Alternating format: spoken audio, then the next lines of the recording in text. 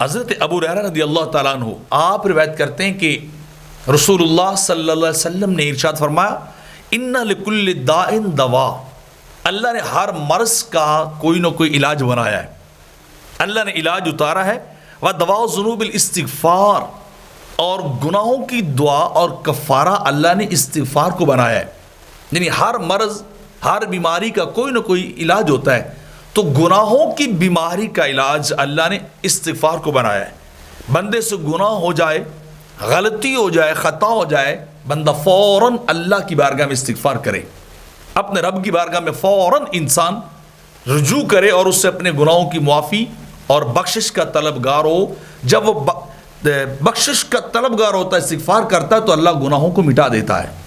ایک اور روایت کے اندر آقا علیہ الصلوۃ والسلام نے فرمایا من لم یستغفر اللہ فی کل یوم مرۃ فقد ظلم نفسہ، کہ جو شخص اللہ کی بارگاہ میں ایک دن میں 2 بار بھی استغفار نہ کرے، اللہ کی بارگاہ میں اپنے گناہوں کی معافی نہ مانگے، وہ بندے نے اپنے آپ پہ ظلم کیا ہے، یعنی اس کا دن ظلم کے ساتھ گزرا ہے۔ مطلب کیا ہے کہ انسان کو صبح و شام استغفار کرتے رہنا چاہیے۔